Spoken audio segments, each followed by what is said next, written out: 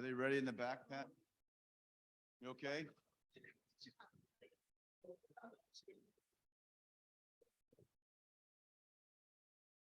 Oh, good morning, Rotarians.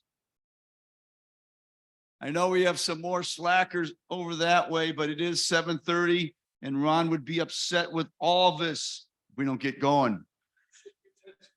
Back by popular demand, Rich Warfield this morning, filling in for Mr. Ron, Lieutenant Rear Admiral. So with that being said, where's Mandy? Mandy is supposed to do the prayer? She's here. Is she? What's going on here? Fine day. Coach is going to have to start up fine day again. You know, attorneys, they're always billing to the next closest 10 minutes. Come on, Mandy.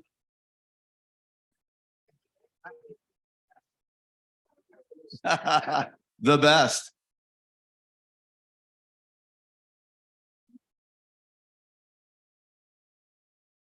See, I got her all frustrated now.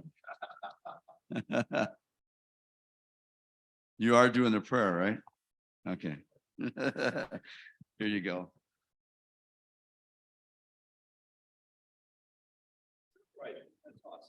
Good morning, everyone.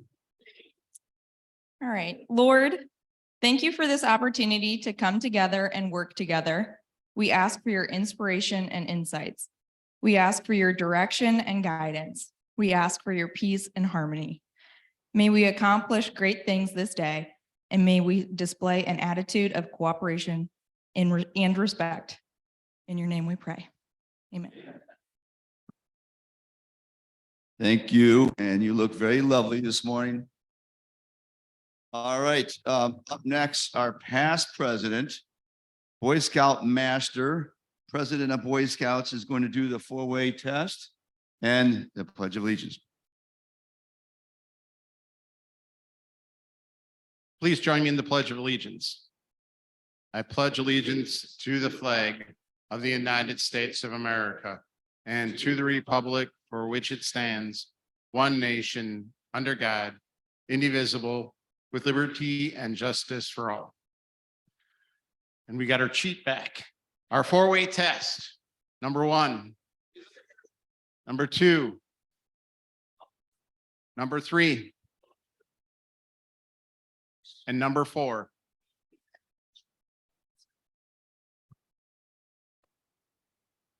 Thank you, Patrick. And with that being said, Patrick, stay close to us. I guess you're running the meeting today. Always nice to have Patrick back. And now we have Chris Barker singing and to introduce a guest. Okay, first joining us once again, if she please raise her hand, so we give her a warm Rotary welcome. We have Suzanne Morgan joining us from Rotary 1 in beautiful Chicago. So it's great seeing you again. Thank you for joining us. Yes. And so I believe we have some May birthdays to celebrate. If your birthday was in May, raise your hand, please. Okay, we're going to be singing happy birthday to Pat. At least we have. Ready? Happy birthday to you. Happy birthday to you. Happy birthday, dear Pat. Happy birthday to you. Okay, let's see. We're also maybe going to sing My Country 'Tis of Thee. Okay. So if everyone joined me, this morning as I was driving, I was thinking, remember in elementary school when you used to say the Pledge of Allegiance and then sing My Country 'Tis of Thee? That's what we're doing today. Oh, you know what? Let's do This Land Is Your Land. Okay. And that one too. I may have said this. Maybe I switched between 5 minutes ago. Okay. This land is your land. This land is my land. From California to the New York Island, from the Redwood Forest to the Gulf Stream waters, this land was made for you and me. Great. Thank you, everyone.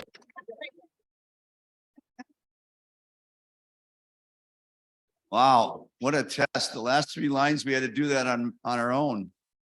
All right, so thank you, Chris, for that song. And now, Patrick, would you like to take the meeting over? Good morning, everybody. Good morning. So my meeting traditions are going to resurrect themselves this morning. So this is purely for Tom Tobin's enjoyment today. But because our presentation today is by our national park, I thought a quote by the president that established the national park system, Theodore Roosevelt, would be appropriate. Nobody cares how much you know until they know how much you care. Theodore Roosevelt. Well, he was a little older, I'm guessing. All right. Well, it's attributed to him, at least on the internet. So on everything on the internet, it's true, right? So, all right.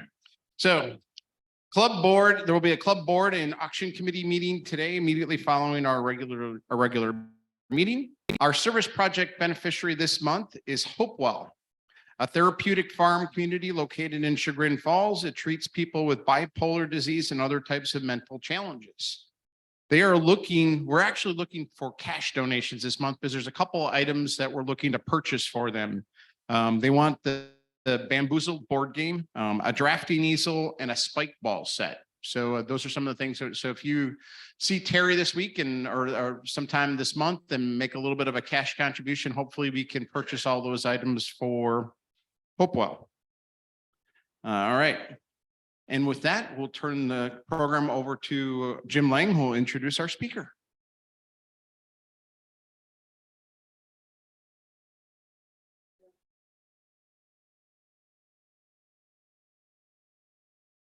Thank you, Pat. Good morning, Rotarians. May is summer fun. So we have Jenny Krob from the National Park Service to speak with us this morning. She is one of the lead park rangers at Cuyahoga Valley National Park. She's worked at Cuyahoga Valley for about 1 year and has been a park ranger for about 5. She graduated from Cedarville University with a degree in environmental science and has worked 4 different national park sites so far: Canyonlands, Needles District, Jewel Care National Monument, First Ladies National Historic Site, and of course, Cuyahoga Valley National Park. After working out west for about 4 years, she's back here, excited to be back in Ohio, where she grew up. And without further ado, Jenny, the stage is yours. Thanks for coming. Do you need any help? Your stuff's okay? Okay, very good. Thank you. We really need this because it's for the TV, so. Good morning, everybody. So my name is Jenny, and I'm one of the lead park guides at Cuyahoga Valley National Park. I brought some slides today. I'm not quite sure who's doing AV, but you're doing an excellent job so far. So I'm here today to just kind of chat about the national park a little bit, kind of share some things you guys can do when you visit. Kind of a nice opening question is, who has been to Cuyahoga Valley National Park before? Raise your hand. Fantastic, very good. That's kind of an easy question here. It's right next door. So Cuyahoga Valley National Park is essentially one of the 420 national park units within the national park system. So even though there's about 63 big P national park, there's over 400 individual units, which is really cool. They range in size and scope and scale from gigantic parks like Yellowstone to tiny little historic sites protecting a singular house. You can go to the next slide if you want. Yeah, so national parks protect big natural areas like Yosemite. Go to the next slide. Historic sites and memorials, so a lot of battlefields, also a lot of kind of statues. Think of Mount Rushmore or the Washington Memorial. Next slide. Small historic sites. So First Ladies National Historic Site is here in Ohio. It's just down in Canton, but they also protect monuments as well. seashores, lake shores, and recreation areas. So they protect areas where people can go and vacation and have fun and just kind of get out into nature. And then they also protect more abstract concepts like dark skies and view sheds. So there's just some areas where you can't really see like the night sky very well. And so national parks are part of the system that helps protect even those kind of more abstract ideas. So essentially all of these places have value, and people put different values on different things at different times. But all these places, we've just kind of collectively decided that we value them. And the really cool thing about national parks is that there's not just one value. We can all find our own specific value in them. Why we particularly like them, why you want to go back. Does anybody in here have a particular favorite national park that they like to go to? Arches, yeah. Yeah. Any other ones? It is, yeah. I think at least some of it is, yeah.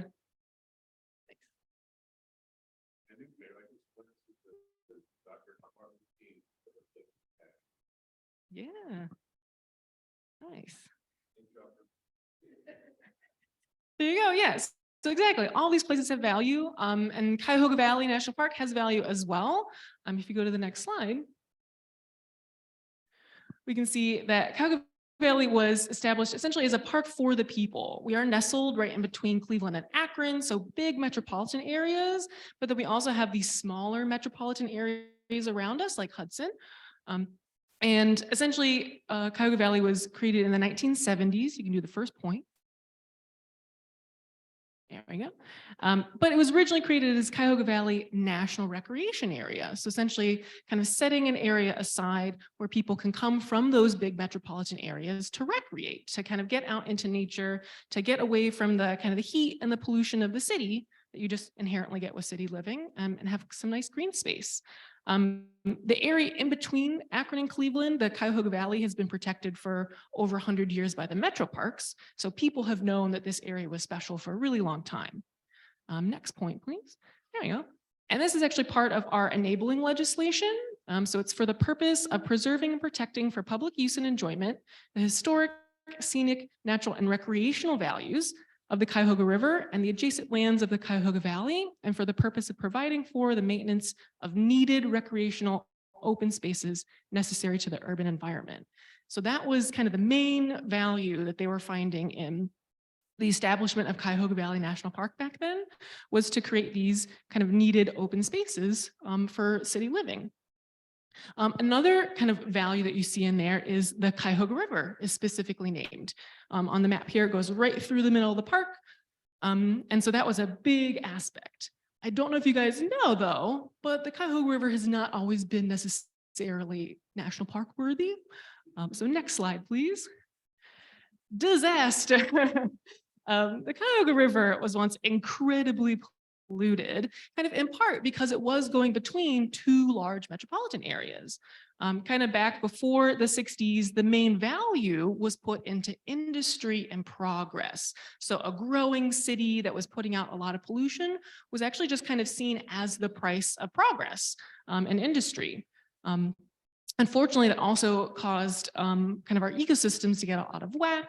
Cuyahoga River caught on fire at least 13 times. This picture is from the 1957 fire, but the big one that got a lot of media attention was the 1969 fire. And that was when Mayor Carl Stokes was able to kind of leverage the media attention that Cleveland was getting at the time.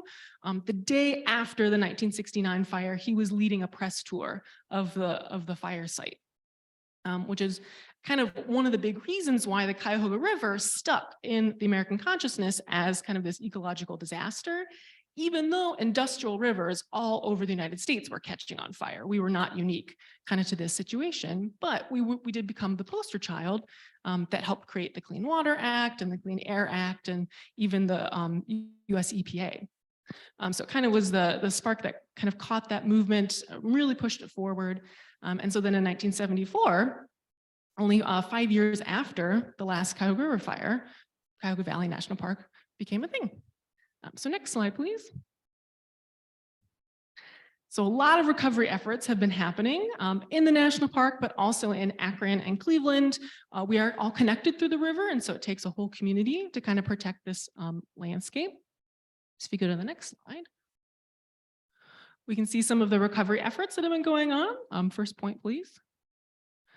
So the last river fire was in 1969. It has not burned since then, which is very good. Next slide. And that's partly in an effort of installing kind of more green stormwater infrastructure. So that means that when we have really heavy rains, there's not just raw sewage accidentally getting dumped into the river, which is bad. Also cleaning up toxic dump sites and oil wells. We also have some abandoned gas wells, so they just aren't producing anymore, but nobody's ever come and cleaned them up or capped them. And so that's projects that are happening right now. Also removing dams on the Cuyahoga River. A lot of the dams on the Cuyahoga used to be to divert water to the canal, which is no longer in use. And so the purpose for the dams has passed. And so now it's actually more detrimental to the river ecosystem and recreation to have the dams in there. And so it actually, the removal of the dams kind of opens up the flow of the river. And so fish can get through more easily, but also kayakers can recreate on the river a lot easier as well. And then there's also some large scale habitat restoration happening. So we have 2 rangers here in this picture that are planting some trees, so reforesting areas, particularly farmland. So there was just some grazing land in the national park that would have originally been forested. And so they're planting trees so I can have trees on it again.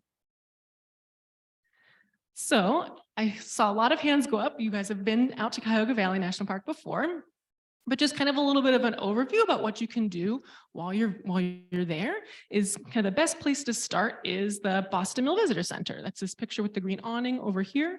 That's kind of like the main hub where you're probably going to see most of the rangers dressed like me, at least. And you can get maps and advice. There's restrooms there, which is always nice. And then this time of year, we also have the Canal Exploration Center up in the northern end of the park. Currently in May, it's just open on weekends, but in June, it's going to be open during the week as well. And so that's kind of another site that you can go to hang out with the ranger, kind of see some cool exhibits, ask questions, more in the northern end of the park. We also have kind of a little bit of everything for everybody. So we've got a ton of history in the park. This is actually up at the Canal Exploration Center. So this is one of the locks. The Ohio and Erie Canal did run right through the middle of the national park. And so we have a lot of that old canal infrastructure, including a lot of locks. This one has the doors put back on, which is really cool. So you can actually see what a working lock would have looked like. We also have the Everett Covered Bridge, which is what is pictured here. It is one of the last covered bridges in Summit County, which is kind of cool. And this was destroyed by a flood, but they were able to pick up the pieces and put it back together, which is kind of fun. But this is really cool. It's also a really good spot. People like to take graduation photos here and wedding photos. So they'll come out to the national park for those really important life moments and kind of use the history as a really cool backdrop. We also have a lot of farming history. So there were tons and tons of farms in the national park. And we actually have a program where people can still come and farm in the park, kind of as that historic landscape. This is the Trapp family farm. If you're driving on 303, you'll probably pass these guys right here. He's starting to get the horses out, which is really fun to see in the springtime. But we also have several other farms. There's a big farmers market on Saturday mornings in the summer at Howe Meadow. And it's really cool to kind of keep that farming history alive in the national park as well. Also, tons of recreation availability. The towpath trail, along with that canal history, this is still part of that infrastructure, turned into a lovely biking and hiking trail. People will through bike the Cuyahoga Valley as well. So they actually go from Cleveland all the way down to New Philadelphia. It's also part of the Ohio to Erie bike trail, which goes from Cincinnati to Cleveland. So people actually go through on that big trail as well. So it's kind of all connected. We also have the Cuyahoga Valley Scenic Railroad, which is running again, which is awesome. We're very excited. You can see right here in this picture that they are doing the Explore program, where the train will actually help you shuttle if you're hiking, biking, or kayaking. This year, they're not able to accommodate kayaks, but they can still do hiking and biking. So if you guys only want to go one way on the towpath, you can utilize the train. It'll take you back to your car. And we also have fishing opportunities. Obviously, we have the Cuyahoga River. I think some people have tried to fly fish at the Cuyahoga River. I don't know how well they do. I've never been fly fishing, but we do have lots of lakes and ponds that are really good for fishing. Believe this is at Horseshoe Lake, but we also have Kendall Lake and Indigo Lake and quite a few others. If anybody's been hiking, one of the most popular areas is the ledges. Essentially big sandstone rock cliffs. They're geologically very unique in Northeast Ohio. You see more of this stuff down in Southern Ohio, like in Hocking Hills. And that's because we had a ton of glaciers come through, kind of flatten everything. So the fact that these are still here is really cool and kind of unique. We also have tons of waterfalls. So you'll see another picture of a waterfall in here, maybe a little bit more famous than Blue Hen Falls, which is pictured here. But since it's a river valley, essentially all of that water is cascading down to the bottom. And so that just produces tons and tons of waterfalls. Right. And we also use the park kind of as a meditative space. We mentioned big metropolitan areas, kind of in your mind's eye, imagine downtown Cleveland or like the Playhouse Square area, and then look at this picture. They're completely different. It's important to kind of hang out with your friends and go see a musical or a play, but it's also really important to kind of get out here, just take a big breath and just kind of listen. And so these are those needed spaces that people were valuing to kind of help with that metropolitan living. And here's Brandywine Falls. If you've been to the national park, you've probably been to Brandywine Falls. If not, a weekday is the best time to go now because weekends are really busy again. Yeah, so this is Brandywine Falls. It's really cool. Kind of speaks for itself. Also, tons of wildlife. Most of the time people think when they're living in a city, they'll probably see some raccoons, maybe a possum if they're lucky. There's actually a lot of coyotes and foxes that can live in cities as well, but they're pretty sneaky. But obviously a ton more in the national park. We are getting a lot of migratory songbirds coming in. I saw some orioles yesterday, which is really cool. Great blue herons. You can go to the next slide if you'd like. Yeah, there we go. The great blue herons. If anybody's been to the Heronry on Bath Road, yeah, that's a fun spot right now. It's going to get pretty noisy here in a little bit, which is always fun. Right? This big guy I always like. He's looking before he crosses the road, which is really cool for once. But yeah, and what's really neat is a lot of times in a city, people think of deer as a nuisance, but out in the national park or in a more natural area, they're a pretty important part of the ecosystem. This is one of my favorite pictures. It's turtles over the beaver marsh sunning themselves. So warming up in the morning, and you can see all the nice little painted turtles and red-eared sliders. And then there's a huge snapping turtle in the back. And they're always fun to see, just kind of swimming around. They look like a giant rock. And so just being surrounded by bountiful nature rejuvenates and inspires us. So people have known this kind of across the years, that being outdoors, taking that time to kind of slow down and enjoy nature and breathe the air and listen to the sounds is very helpful, especially when you're coming from a bigger city with a lot of noise and traffic and a lot of stressors. Having the Cuyahoga Valley kind of in this area is an incredible value. And so I hope you guys will come out soon and kind of check it out again, do lots of revisits and kind of find the value that you see in the park as well. So that's all I have. Does anybody have any questions?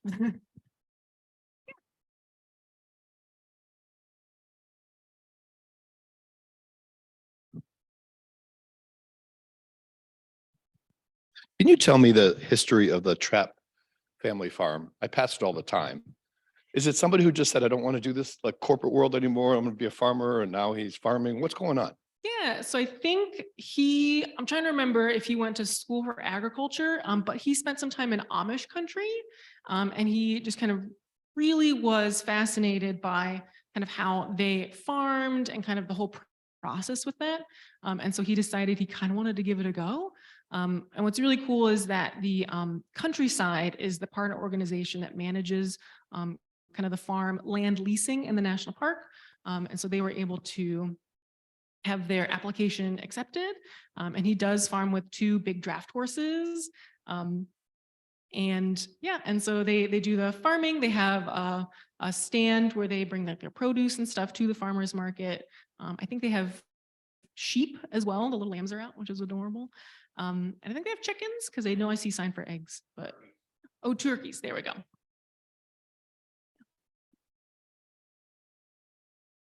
So I did take advantage of a weekday walk, and I have a lot of pictures of those turtles sunning themselves on the log. So it is really cool. I'm just curious, what is like the northernmost point and southernmost point that the park goes to? Yeah, so I think the northernmost point generally is around the Rockside train station. So it's kind of, sorry, it's kind of right at the top. I think maybe just goes a little bit further north, but that's kind of the most northernmost point. And then the southernmost point is kind of right at that Bath Road kind of latitude. So the Boatswain train station or the Boatswain trailhead is the kind of the most southern parking lot that's in the park, but it's right along that like Bath Road line.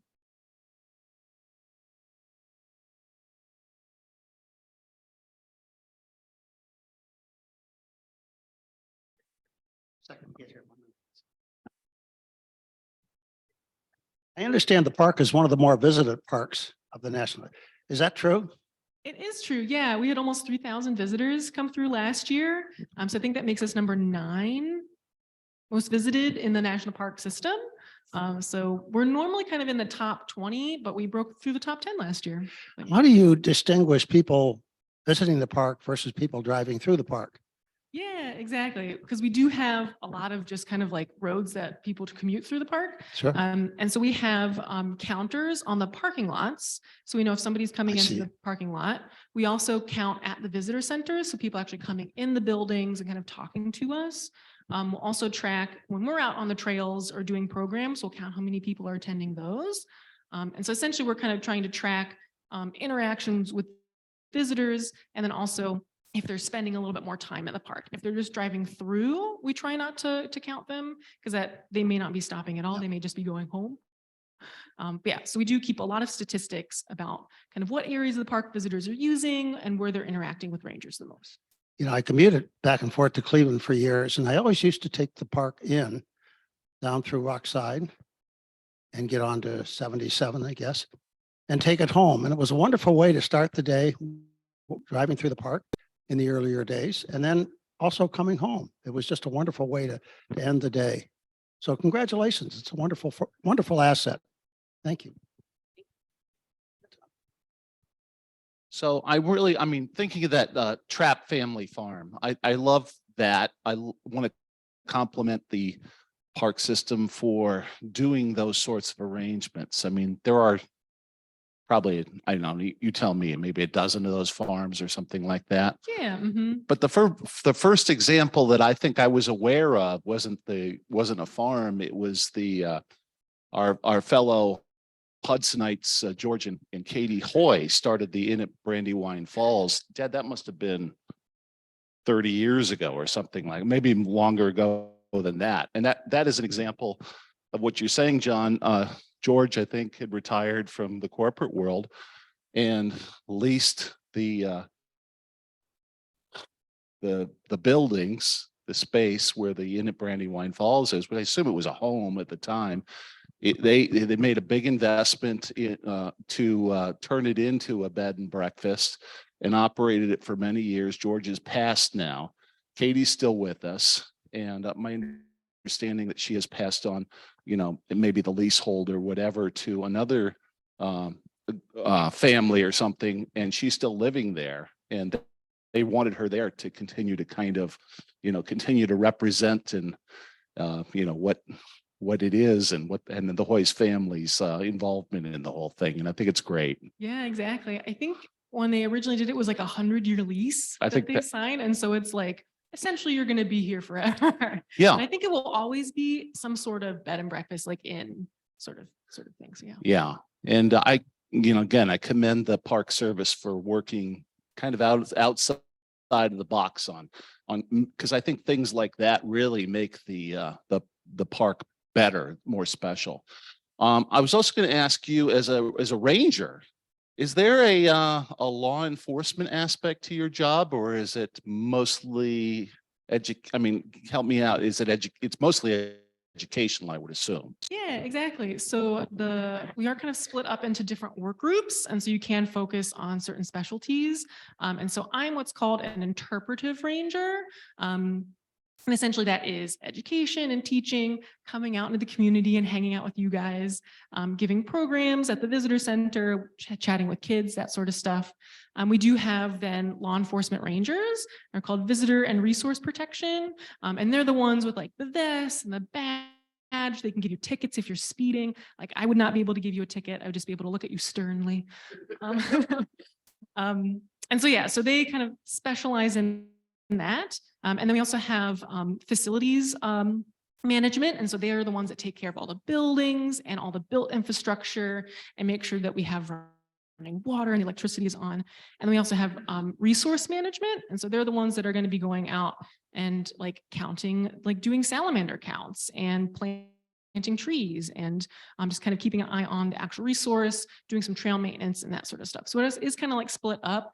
That doesn't mean that I could not like help with the salamander count, or if there was like an emergency. So like, I know last year we had a tree come down in some high winds on a power line. And so we were kind of asked to help just keep people back, you know, kind of direct traffic. I got to wear a vest, an orange vest. And so it doesn't mean we can't help kind of with other divisions, but we do have kind of like specific work groups. That stern look would be enough to scare me.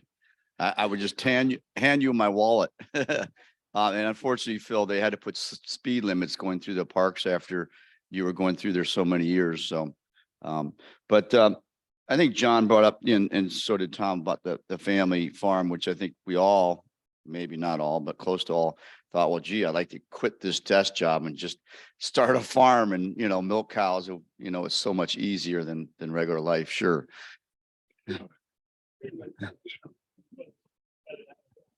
My question to you is, when I drive by there to go down to Winking Lizard, to go down the park and all that, you see all these wired off areas.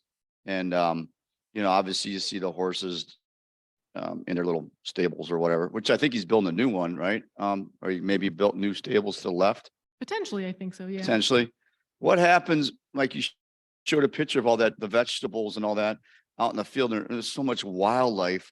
That's the biggest reason why I gave up a garden, was because half of it was being eaten by my friends. And how does he protect his crops from such a loss? Yeah, that's an excellent question. I do not know the specifics of how they do that. I know some general things is try to have fencing and just try to discourage critters from even kind of accessing your stuff. And then I think potentially you can plant other crops that kind of discourages them as well. There's probably just some calculated loss that they're doing as well. So being in a national park, they just kind of know that there's going to be some critters that are going to enjoy their presence as well. And so there's probably just a little bit of calculated loss in there too. I have two questions. The first concerns Happy Days Visitor Center and the music programs that you run there. They're wonderful, but sometimes not so well attended. How can we find out about what's coming? Yeah, so those are organized through our main partner organization is the Conservancy for Cuyahoga Valley National Park. And so they will have all of that on like their calendar on their website. We have that on our calendar as well. Generally, the ones at Happy Days are going to be in the wintertime, and then they have concerts on Sunday at Howe Meadow in the summertime. And so I think the last one for Happy Days was in April. And so then the next ones are going to be over at Howe Meadow. But yeah, so there's, I think they try to do like social media posts, and we try to have a schedule of those that come out, like the concerts and like special events. Generally, we put out the calendar kind of about every 6 months. And so the new calendar is going to be starting in June. So we've got kind of stuff coming up starting in June. Where we'll have like paper like copies. But right now, all that stuff is going up on the website calendars. So what time are the concerts at Howe Meadow? What time? That is an excellent question. And I know I'm going to be helping with those, and I can't remember what the time. Okay. I think it's afternoon or evening. Oh, you've put me on the spot now. Oh, no. That's all right. That's all right. Um, The second question I had dealt with volunteering within the park. I know there's a very active core of people who help maintain trails and do some of, kind of public relations type of work as well. Tell us more about those opportunities. Yeah, so the volunteering is co-managed by the Conservancy and the National Park. So that kind of means you can volunteer anywhere. We do have specific areas. If you just want to do like the trail maintenance, they're called, it's like an adopt a trail program.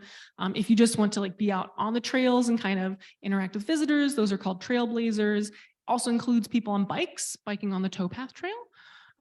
And then we have volunteers that help us in the visitor center. So kind of like that first interaction that visitors have, they come in, that volunteer is there to help them. And then we have volunteers that help with community engagement. So those are the ones that go out into the community, like at farmers markets. And we had a lot of Earth Day stuff in April where we'd go out and kind of set up a table at these events.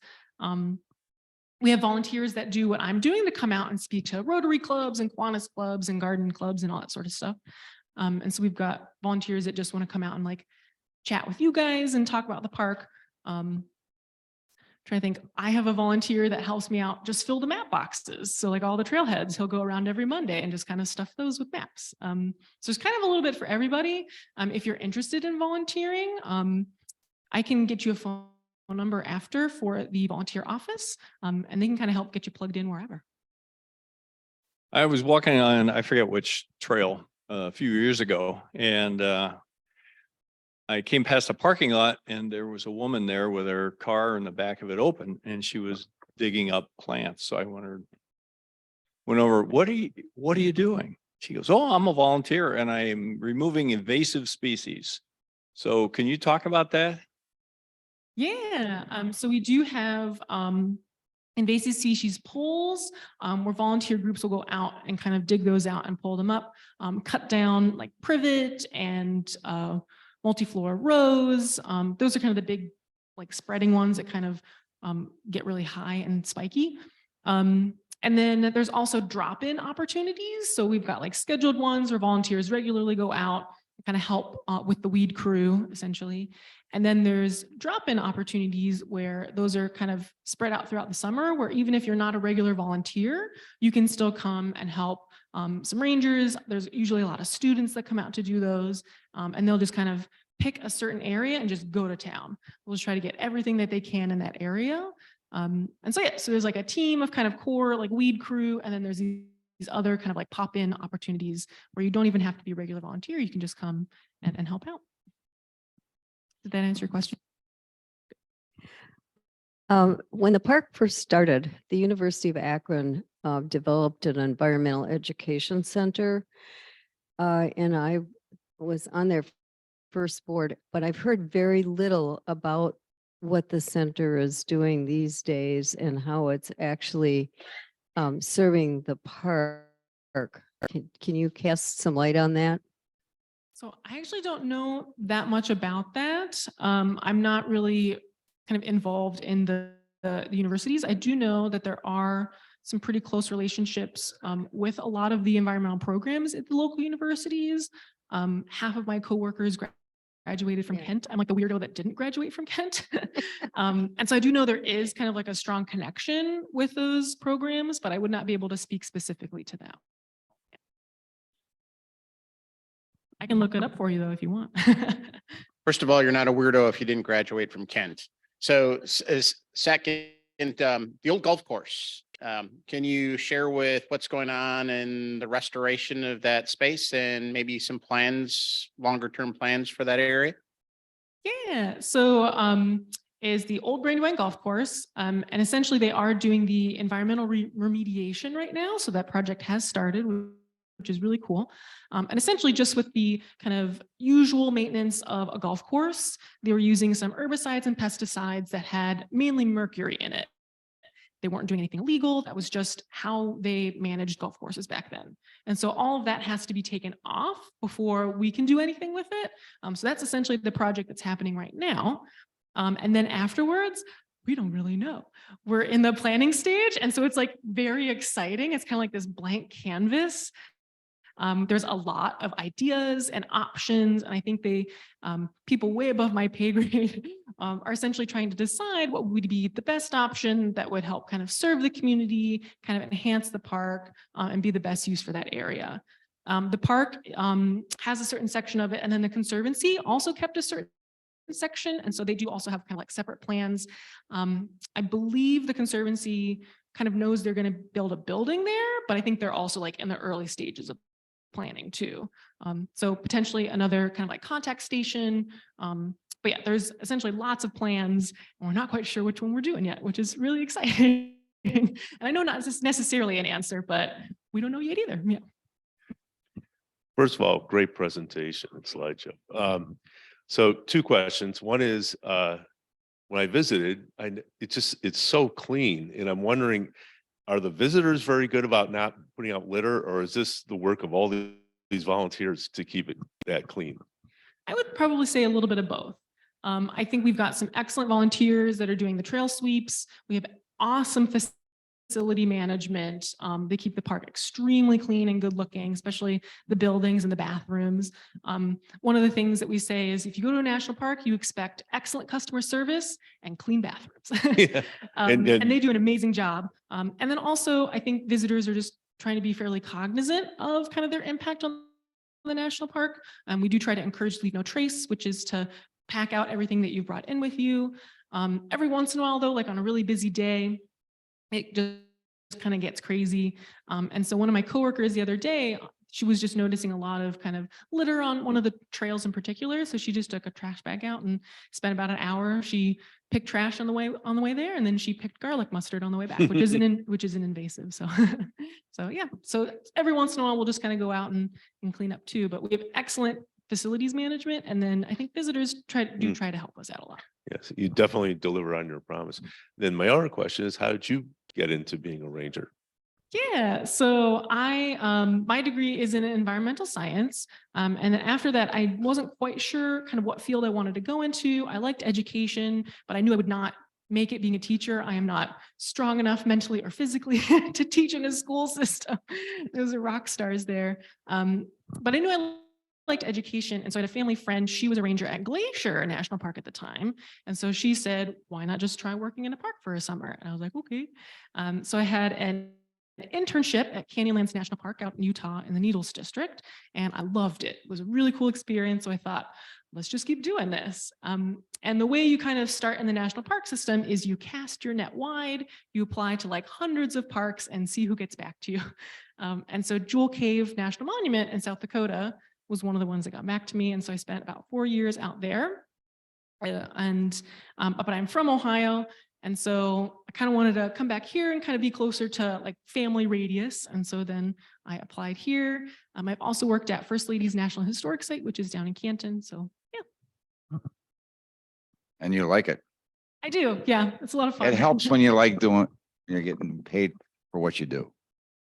From an educational standpoint, you mentioned you start the whole process if you're really new to the park system at your visitor center, right? So I'm sure you have programs that you actually have field trips that are scheduled. Can you elaborate a little bit on that and maybe what the most popular one you think, or the one you think is the most beneficial for young children or even middle age? Yeah. So at the visitor center, at least every day we have, I think starting Memorial Day, it'll be every day. At 10 o'clock, we have just like a 10 to 15 minute ranger talk at the visitor center. So I think that's a really easy one to kind of go to if you want to start small with your programs. As far as school programs, in the wintertime, we do one that's I think is really fun called Read with a Ranger. And so we go into the schools up in Cleveland and down in Akron. It's pre-K through 2nd grade. So it's the little kids, they're adorable. And we go and reread them a book. And then we talk about the animals that we've read in the book, the animals that you can see in the park. And so hopefully when they get into like 4th grade, they will come out in the summertime or kind of at the end of the school year and do a field trip, either at the ledges. A lot of time we do them at the Beaver Marsh. Right now we have cycling school, which is where kids will come out. We have a big team of volunteers that will get them on bikes and they'll ride on the towpath. But if once we do Read with a Ranger, once they come back when they're older, they'll be like, oh, I've seen this person with the weird hat before. So that's the big point of Read with a Ranger, is to kind of be like, this is what a park ranger is, and we're reading a fun book together. So that's one of my favorites, is Read with a Ranger. Plus the little kids are just adorable. And probably the most popular one, I think the concerts are incredibly popular. We heard about those before. I think there's also, we have several kind of guided hikes people like as well. A lot of times on Sunday morning, there's one called Healthful Hikes. And so that's for like physical health. You are moving. And I've been on one and I was exhausted afterwards. But there's like a core team of people that come out every single time. That's like their Sunday morning, like that's what they do on a Sunday morning, is they come out to the park and they hike with these friends that they've made and they get their heart rate up. And I cannot join them anymore because I'm too tired. Yeah, so I think we just have a little bit for everybody, from those like really intense hikes to kind of more relaxed things to little kids and programs at the visitor center. So does that kind of help answer your question? Okay.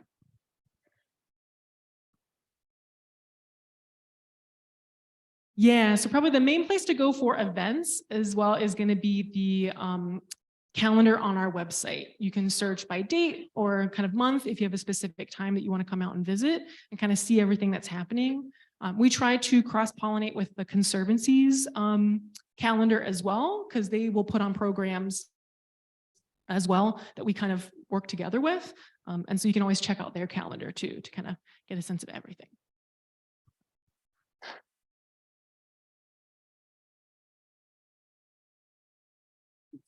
Second. Well, thank you, Pamela, for a great program. Well, we have a Rotabuck raffle, so you're going to make a friend today. So if you could pick a ticket out of there. All right, thank you. You're good. You're good. Thanks.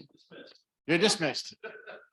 All right, so our Rotabuck raffle winner this week with a $10 payout and a jackpot of $221 is 923403.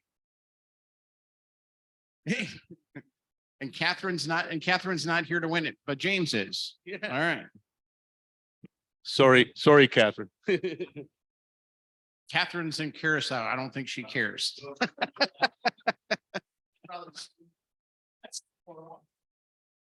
Verify that it's in there. Down bottom. There it is. All right. No. All right. Good luck. That's right. So here's your payout.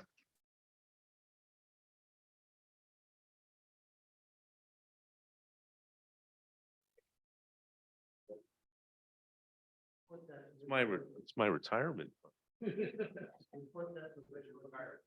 So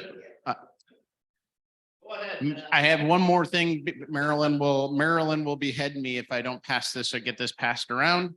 We have some gala volunteer signups for everything from helping with delivery of gifts, setting up at the Hilton, early registration, greeting volunteers, and then helping with auction distribution. So I'm going to bring this down and hopefully it can make its way around. But if you are available to help out the day of the auction in any one of those areas, please put your name down so that Marilyn has the resources to being able to pull off our gala.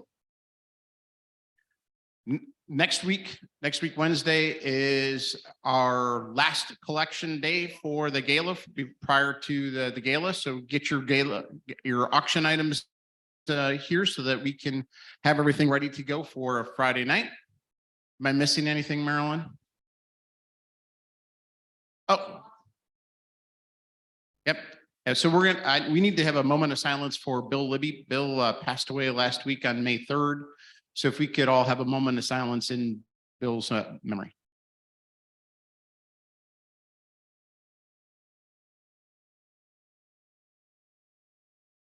Thank you, everybody. And lastly, one cool thing with what I do for a living, we are Camp Manitowoc is the only Boy Scout camp that is entirely surrounded by a national park.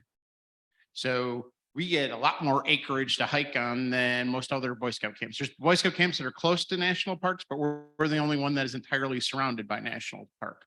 So that's a pretty cool fact as well. And it wouldn't be one of my meetings. Oh, Kelly? I can. I just didn't want to recognize you.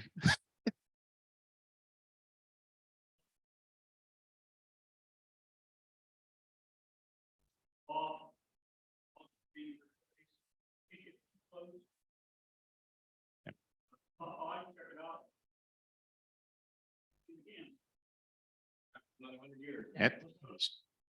So Mara and I were at Yours Truly on Sunday, and the rumor mill going all the way through Yours Truly was that they were tearing down the cabin and all those kind of things. And then so I had the opportunity to talk to everybody, try and explain to them that it was a Rotary project and that it was being restored and those kind of things.